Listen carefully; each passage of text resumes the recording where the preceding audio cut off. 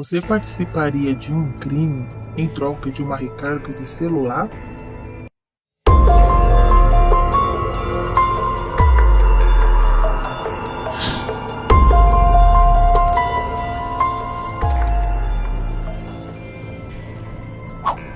Olá, queridas e queridos ouvintes do canal. Sejam muito bem-vindos a mais um vídeo sobre casos criminais. Antes, já peço que deixem o seu like, se inscrevam no canal e ativem o sininho para receberem notificações dos nossos próximos vídeos. Agora vamos ao caso. Carolina de Paula Faria dos Santos tinha 22 anos na época do crime. Ela era casada e formada em administração de empresas. Ela havia trabalhado como estagiária de administração de empresas na indústria Petrocoque, localizada em Cubatão, na Baixada Santista. Carolina exercia a função de auxiliar administrativa no Departamento de Recursos Humanos da empresa. E nessa mesma época, ela começou a ter um envolvimento amoroso extraconjugal com o seu chefe. Esse homem era Elcio Santana, que exercia a função de gerente da Petrocoque. Este homem se chamava Elcio Santana, que exercia a função de gerente na Petrocoque. Elcio também era casado e estava tendo esse relacionamento extraconjugal com Carolina. Carolina estava alimentando suas expectativas, porém, para Elcio, era apenas uma aventura. Ele não tinha nenhuma intenção em continuar com esse envolvimento com Carolina. Como Carolina era estagiária, a sua vaga na empresa era temporária. Certo dia, durante uma conversa informal com os amigos funcionários da empresa, Carolina perguntou para um funcionário veterano como que ela poderia conseguir uma vaga na empresa. E brincando, informalmente ele responde que nesta empresa ninguém era dispensado. Só surgia uma vaga quando alguém morria. E Carolina levou isso ao pé da letra.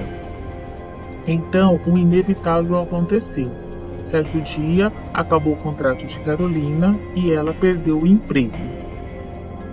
E o seu amante, Elcio, não tinha a mínima intenção em continuar com esse relacionamento extraconjugal com Carolina.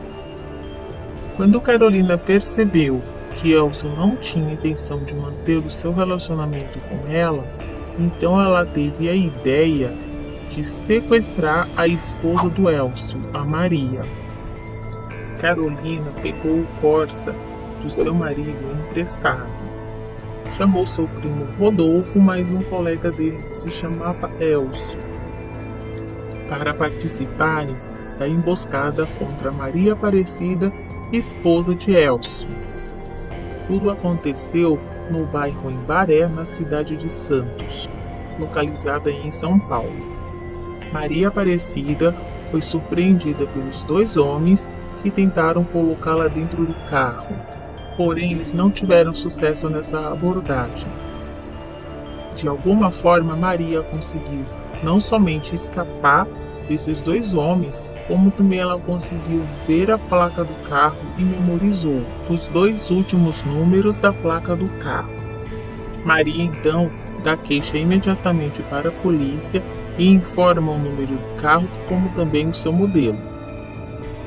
E foi exatamente nessa época da tentativa fracassada de sequestro de Maria que Elcio parou de vez de ter contato com Carolina, não respondendo mais às suas mensagens e nem atendendo suas chamadas telefônicas, o que deixou Carolina extremamente insatisfeita e determinada a voltar a trabalhar na empresa para ficar mais próxima de seu ex-chefe Elcio.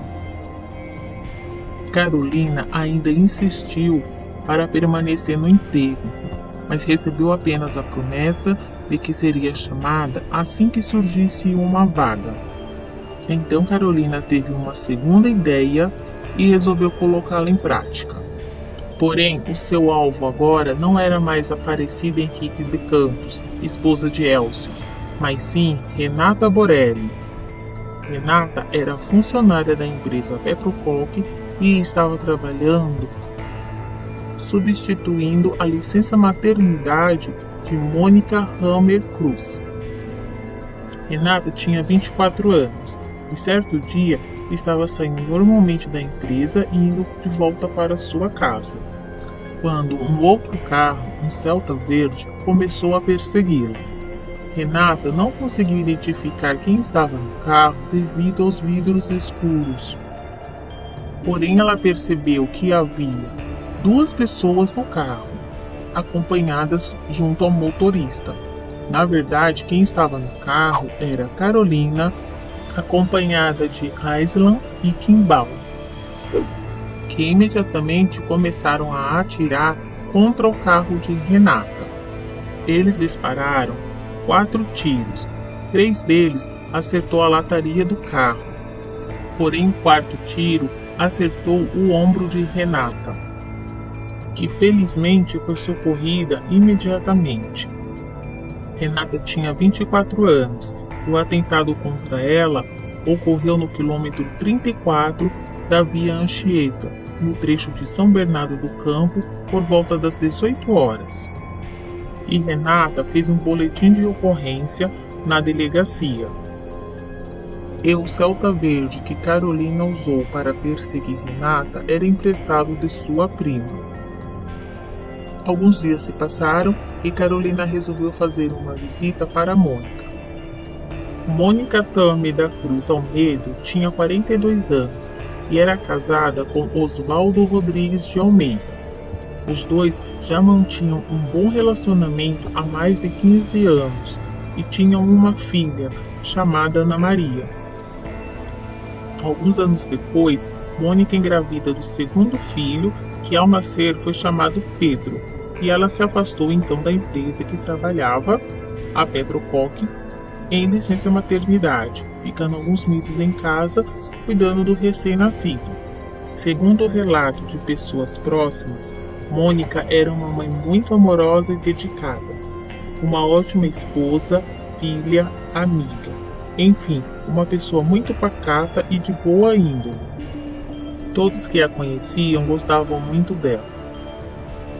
Carolina então vai até a casa de Mônica visitá-la, dizendo que estava com saudades do tempo que elas trabalhavam juntas na Petrococ. Fingindo estar interessada no bem-estar de Mônica e em como estava sua recuperação pós-parto, Carolina chegou até a pegar a criança no colo e tirar algumas fotos.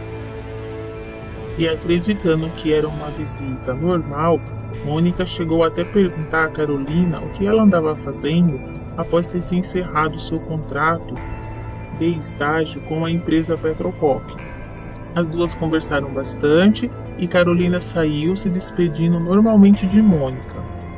Porém, passado um mês após essa visita, encerrou-se a licença maternidade de Mônica e no dia 28 de dezembro de 2005 ela retorna ao trabalho. Como a empresa que Mônica trabalhava fornecia um ônibus fretado para levar os funcionários até a empresa, Mônica costumava sair de sua casa e aguardar esse ônibus ali no ponto próximo à sua residência. Porém, naquele dia, Carolina havia pego o Corsa emprestado do seu marido e estava na companhia de seus comparsas Aislan e Kimball, rondando pela mesma rua em que Mônica estava andando. Então, momentos depois que Mônica saiu de casa para ir até o ponto de ônibus, ela percebe a aproximação suspeita de um carro. Ela ainda tentou gritar e correr, porém ela foi atingida por 5 tiros. Por volta de 6h30 da manhã, o marido de Mônica, que estava dirigindo até seu trabalho, recebeu uma ligação do pronto-socorro, pedindo que ele fosse ao hospital o mais rápido possível. Mônica foi levada até o pronto-socorro, mas infelizmente ela não resistiu aos ferimentos e veio a falecer. De acordo com testemunhas, Mônica caminhava em direção ao ponto de ônibus quando um carro branco 4 portas, dirigido por uma mulher, passou perto dela com uma velocidade bem reduzida. E o passageiro do banco de trás efetuou vários disparos contra Mônica, que caiu ainda consciente. Aparentemente não se parecia com uma tentativa de assalto. Mônica e seu marido também não tinham inimigos, então os investigadores não sabiam em que rumo começar para descobrir o que foi que aconteceu. Porém, por coincidência, a escrivã que trabalhava com um dos policiais responsáveis pelo caso da linha de investigação é a tia da Renata Borelli, a mesma moça que Carolina e seus comparsas haviam atacado pouco tempo atrás. Então a escrivã informou aos policiais o ataque que sua sobrinha havia sofrido.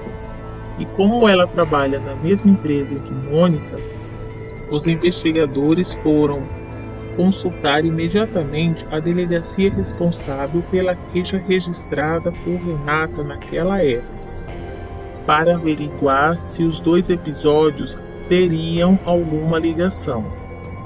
Foi então que algo inesperado aconteceu. Poucas horas depois em que Mônica faleceu, Renata recebeu uma ligação anônima, dizendo que era melhor que ela pedisse demissão com o emprego, senão o mesmo que aconteceu com Mônica iria acontecer com ela também. Renata informou o caso para a delegacia, e apesar do número de telefone ser restrito, a polícia conseguiu rastreá-lo e descobriu que ele pertencia a Henrique, que era primo de Carolina. Ele foi encaminhado para a delegacia para prestar esclarecimentos e acabou confessando tudo. O delegado pediu a prisão temporária de Henrique e Carolina. E no transcorrer das investigações foi descoberto a tentativa de sequestro de Maria Aparecida, esposa de Elcio. E então foram confirmados que os números da placa de carro que Maria havia fornecido à polícia batiam certinho com o carro do esposo de Carolina. Carolina confessou tudo, informando que procurou conhecer os costumes, horários e itinerários das suas vítimas e repassou tudo aos seus comparsas. Inclusive, ela contou que visitou o bebê de Mônica dias antes só para descobrir onde ela morava e qual era o ponto de ônibus que ela costumava ficar todas as manhãs para esperar o ônibus.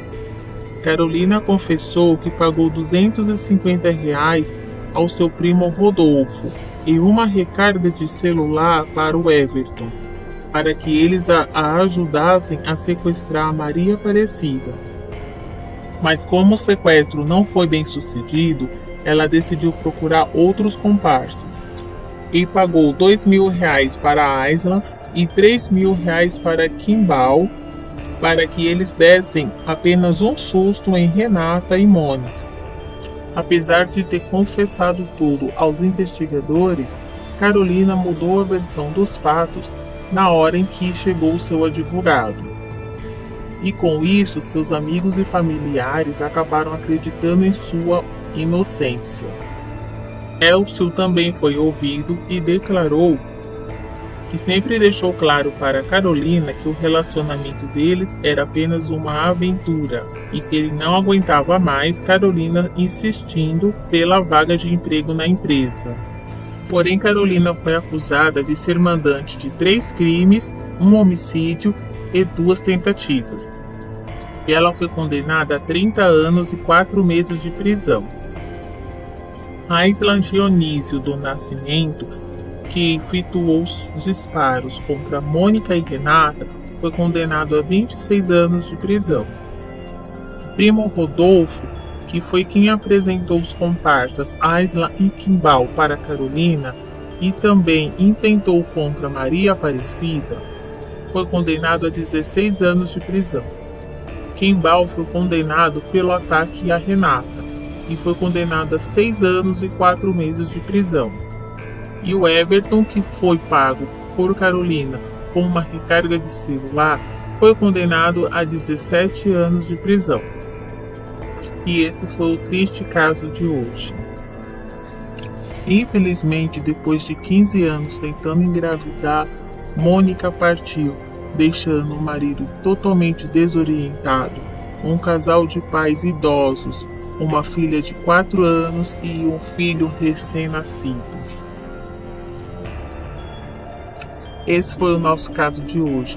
Não se esqueçam de curtir o vídeo, se inscrever no canal e fazerem os comentários o que foi que vocês acharam deste triste caso. Muito obrigado por assistir, um grande abraço e até o próximo vídeo.